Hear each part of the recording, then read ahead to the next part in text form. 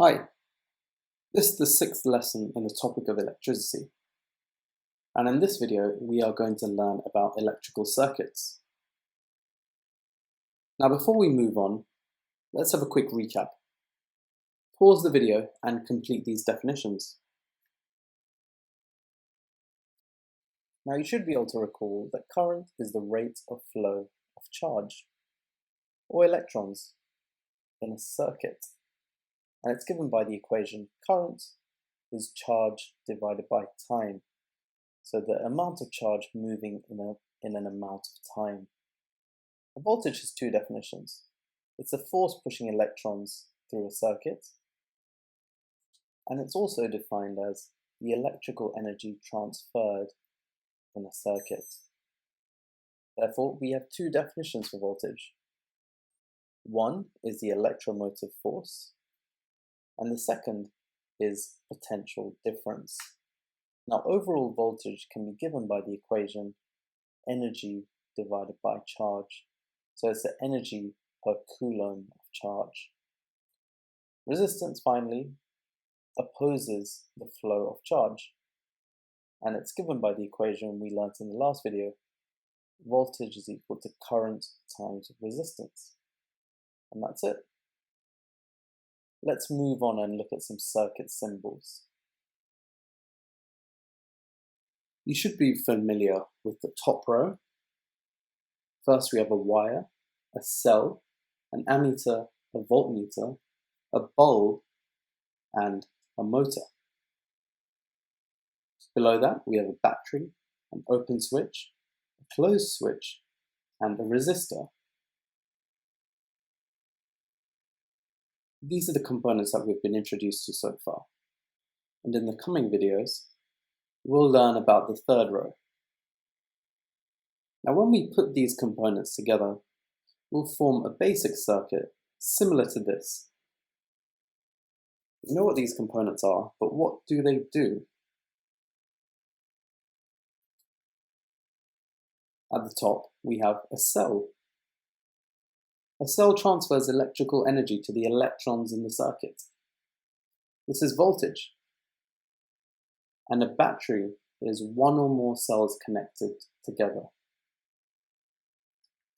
So at the top here, this is a cell, but these two combined is a battery. Next, we have an ammeter, and an ammeter measures the current flowing through it. So in this case, the current flows through the ammeter, and the ammeter measures the current flowing through it, and it's always placed in series. We're going to come back to what that word means. Next, we have a resistor, a motor, and a bulb. These are commonly described as components. And a component transfers electrical energy into other forms, for example, thermal, kinetic, sound, or even light. And this transfer of energy occurs due to the resistance of each component. A voltmeter measures the voltage across a cell or a component, and it's always placed in parallel. So here we have a voltmeter, and it measures the voltage across our battery, or here across bulb number 1, or here the voltage across bulb number 2. Now in these descriptions there are two key words that you're probably unfamiliar with. That's series and parallel. Now a series circuit looks like this, and a parallel circuit looks like this. What's the difference between these two circuits?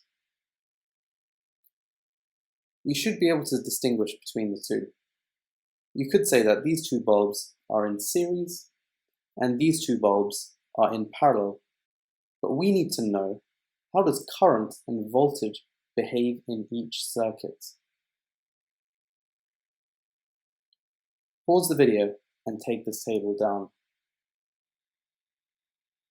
Let's look at how this plays out in the real world. Now this animation shows the series circuit we just drew. We have one battery, and two bulbs. And we can see the electrons flowing through the circuit as well. First, let's look at current. This is an ammeter. It will show us the current throughout the circuit. Over here is 0.45 amps. 0.45 amps here. It's the same here.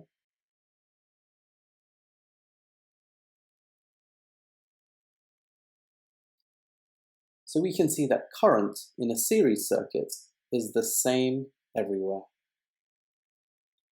What about voltage? The battery, we can see, has a voltage of 9 volts. What about this bulb here? We can see that the voltage across this bulb is 4.5 volts. What about the next one?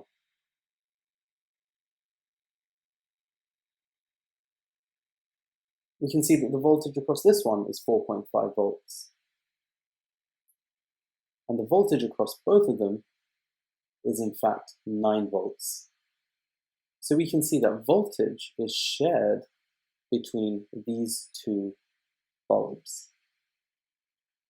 So in a series circuit, voltage is shared between the components. What about resistance? That one's slightly more tricky. We have a battery and one bulb. And we can see that the electrons are flowing through this bulb quite quickly. They're actually flowing at 0.9 amps. Now let me add in another bulb and let's see what happens to this flow. Let's see if resistance increases or decreases.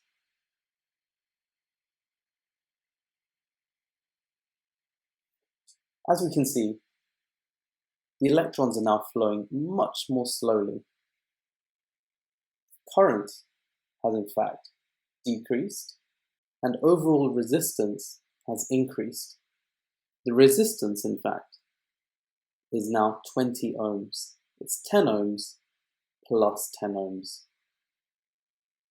So the overall resistance of the circuit is 20 ohms. Let's go back to our table. Pause the video and take a minute to fill it in. So, you should have realized that current in a series circuit is the same everywhere. Voltage is shared between the components, and resistance is the total or the sum of all components in the circuit. Now let's take a look at a parallel circuit. This is just like the one we drew earlier. And first let's take a look at current using our ammeter. We can see that current in this area, or this part of the circuit, is 1.8 amps. And that's the same all the way through, up until the point of this junction. As we can see, the electrons start to move in different directions. They split at this junction. Over here, current is now 0.9 amps. And it's 0.9 amps here as well. So we can see that current in a parallel circuit is shared between the branches. What about voltage?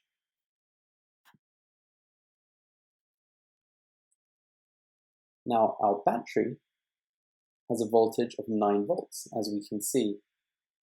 We can measure that using our voltmeter. We have a value of 9 volts. What about in this branch? Again, we have a value of 9 volts. In our next branch, we also have a value of 9 volts. That means the energy each coulomb of charge carries is the same throughout. And finally, let's take a look at resistance. So, if we have a series circuit like so, our current is 0.9 amps here. But as we turn it into a parallel circuit, the resistance actually decreases and the electrons can flow much more quickly, like so.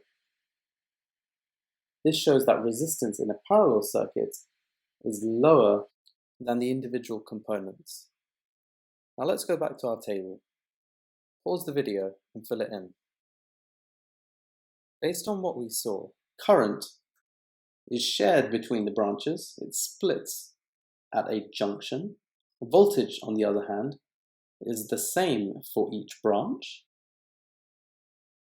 And the overall resistance is less than each component.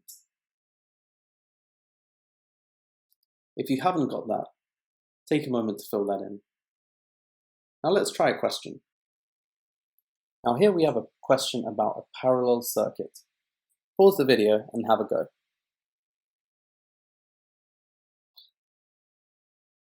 The cell is 9 volts and has a current of 6 amps flowing through it.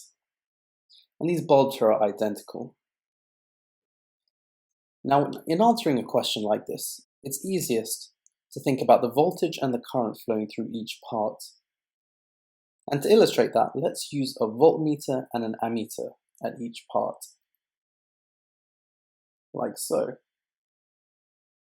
Now, the cell here has a voltage of 9 volts, so our voltmeter will have a reading of 9 and has 6 amps flowing through it.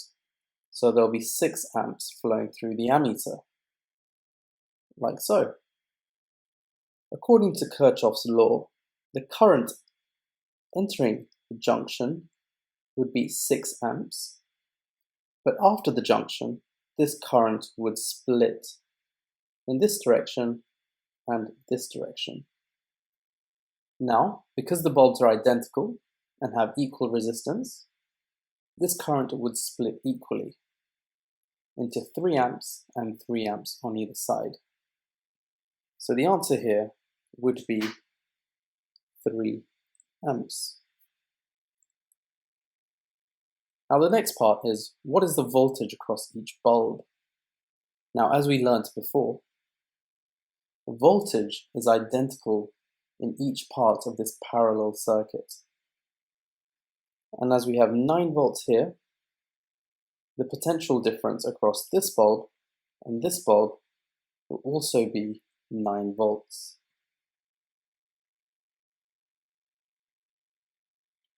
Now the next part, what is the resistance of each bulb? We'll call that part C. We can see that each bulb has its own current and its own voltage. So using the equation, voltage equals current times resistance, we can find the resistance of each bulb. The voltage is 9 volts, and our current is 3 amps. And our resistance, we can leave that as R. So, based on this, we know that resistance is equal to 9 volts divided by 3 amps, which is equal to 3 ohms. So the resistance of each bulb is 3 ohms. Next, what about the overall resistance of the circuit? Now, the overall circuit has that same voltage of 9 volts, but has a total current of 6 amps. So let's try that again. Using the same equation, voltage equals current times resistance. Our voltage is 9 volts. Our current in this case is 6 amps, and our resistance is unknown. So 9 divided by 6 amps equals R, and our resistance has a value of 1.5 ohms. So we can see that the overall resistance in a parallel circuit is less than the individual resistance of the components. 1.5 ohms goes here. Fantastic. These are the answers and the explanation to each question. Take a moment to note these answers down if you need to. Let's try 2 more. Pause the video and see if you can find out the current and the voltage in each of these situations. Let's read the first question. In a series circuit, that's very important to remember, there is a bulb and a resistor.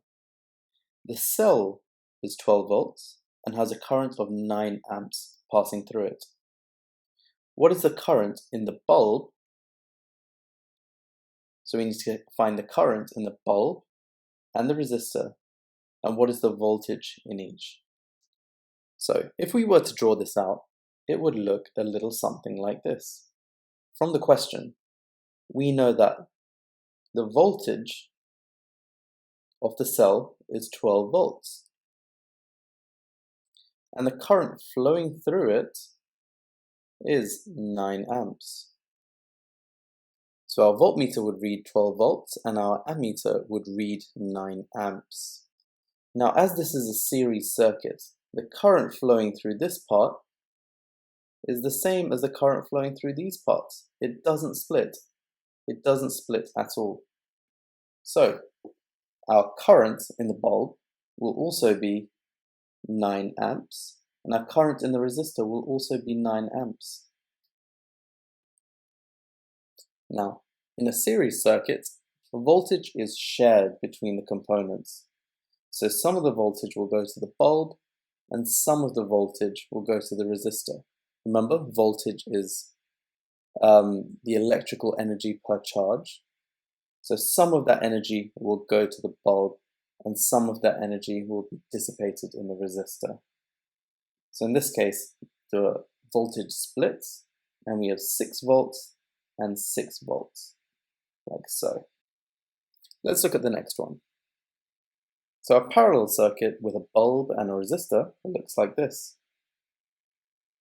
Now, just like before, the voltage of our cell is 12 volts and the current flowing through it is 9 amps. However, we know that at this junction here, our current splits. So our current in the bulb would be 4.5 amps as well, and we would have 4.5 amps here. Now, we also know that in a parallel circuit, voltage is not shared. So the voltage here is the same as the voltage here, is the same as the voltage here. So our voltage values are 12 volts and 12 volts. And that's it for this lesson on circuits. If you have any questions, please do ask. I hope it's been useful.